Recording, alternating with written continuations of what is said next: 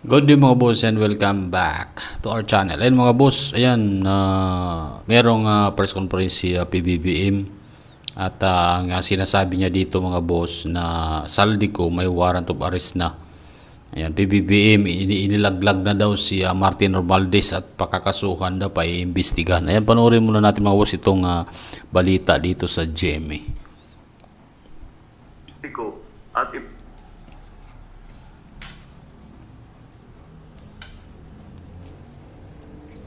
ito po ay isa pang report na aking ginagawa upang malaman ng taong bayan kung ano na ang nangyayari tungkol sa mga flood control na kaso na naging iskandalo at kung paano ang kung ano ang mga ating nagawa upang mapanagot ang mga may kagagawan nito.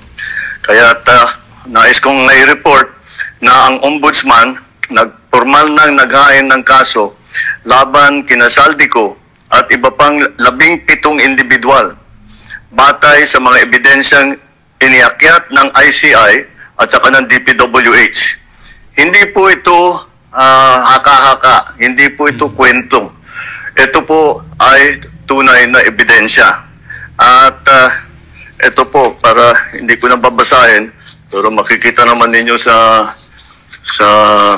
phone ninyo, ito yung listahan ng may arrest warrant na. At ang susunod na hakbang, ay wala nang paligoy-ligoy pa, ang ating mga otoridad ay siyempre papatupad na nila itong mga arrest warrant na ito. Aarestuhin na sila, ihaharap sa korte at pananagutin sa batas. Walang special na pagtrato, walang sinasanto. Ako ang nagsimula nitong lahat. Ako ang magtatapos. Kaya't asahan po ninyo na wala pong tigil itong aming ginagawa. At kahit na parang napakatagal ang dumanat na panahon, ako'y nagpapasalamat sa pasensya ng ating mga kababayan. Ngunit nagbunga na ng resulta ang mga pasensya ninyo. Maraming salamat po. Magandang araw po sa inyo. Ayan, Mr. President, hindi pa nagbunga kasi unang-una, hindi pa naibalik yung pera na ninakaw nila at yung mga lahat ng mga kasabwat dyan, hindi pa naipakulong. Ayan, maniniwala pa ako kung talagang naipakulong na yung mga mastermind dyan. Ayan, kung sino yung mastermind dyan, dapat makulong. O, wala tayong ano dyan, kung kasama ka dyan sa mastermind, dapat kasama ka makulong din kasi ikaw yung presidente. So, ayon sa mga report kasi, kasama ka daw dun sa pinagdeliberan ng pera. Ayan, sabi ni Saldico umano. So, actually, hindi pa natin alam yung buong pangyayari. Dapat talaga makita ng taong bayan na talagang kung seryoso ka bilang isang presidente, ayan, ipakulong mo lahat yung mga nagnakaw sa gobyerno at ipabalik yung ninakaw nila. Hindi lang yung kulong lang. Ayan. Ipabalik yung kayo mga boss, ano sa tingin nyo? Papayag lang ba kayo na hanggang doon lang, hanggang makulong lang? O, dapat hindi. Ipapabalik yung ninakaw nila sa pera ng bayan. Para at least yung pera na yun magamit dun sa mga kung saan gagamitin ng gobyerno para dun sa mga pupunduhan ng mga mahahalagang mga proyekto. Para naman magkaroon ng kumpiyansa ang Pilipinas at hindi naman tayo kawawa sa paningin ng mga banyaga kasi kawawa. Actually, sa ngayon talaga, bagsak ekonomiya natin. Ayan, bagsak na lahat. So, bilang isang presidente, ayan, Mr. President, mayroon kang pangkukulang dito. Hindi mo pwedeng sabihin na wala kang alam. Lagi ka naghuhugas ng kamay. Yan. Sabi pa nga ni Anjo Iliana, ikaw na daw yung pinakamalinis na presidente ng Pilipinas.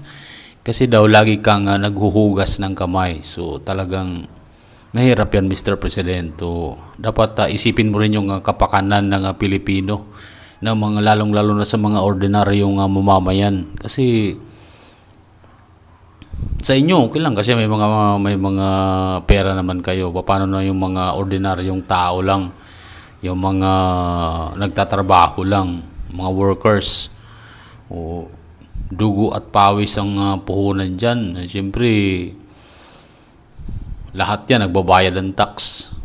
So, yun kasi, dapat kasi, pag magiging Pangulo tayo ng bansa, isipin natin yung kapakanan ng mamamayang Pilipino, kung paano mapapaunlad yung buhay ng bawat pamilyang Pilipino. Dapat ganun sana. 'Di ba? Problema kasi, systematic yung corruption, tapos sasabihin na wala kang alam. Napakahirap nun.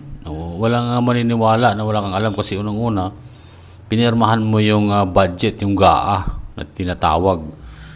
So ngayon, di mo pwedeng sabihin na wala kang alam din sa baba mo dahil dapat kontrolado mo yan. Di ba mga boss? Ayan, mag-comment nga kayo dyan mga boss kung ano yung masasabi nyo sa sinasabi ni BBM. Di ba?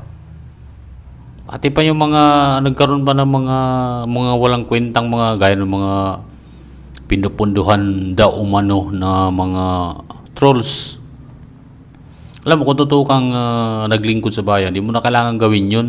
Nakikita po yan ng taong bayan dun sa ekonomiya, dun sa ginagawa mo bilang isang pangulo. Ekonomiya ng Pilipinas. Nakikita po yan kung ano yung mga project mo, yung mga malalaking project mo. Diyan na makikita eh. So ngayon, kung wala nakikita yung tao, talaga umalma yung tao. Biruin mo, Mr. President, isang taon, 22 classroom lang yung nagawa ng gobyerno. Saan ka makakita ng ganun? Buong Pilipinas na yun, ha? Nakakasakit isipin na sa sobrang dami ng pera, nangungutang pa tayo sa World Bank, kaya ng pera, di ba?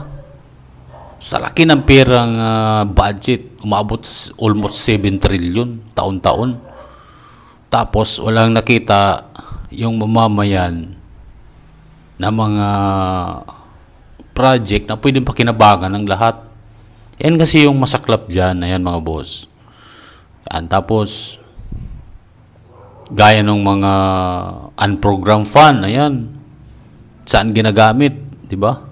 Wala kasing report o walang ito ding mga media, mga bias din sa totoo lang eh.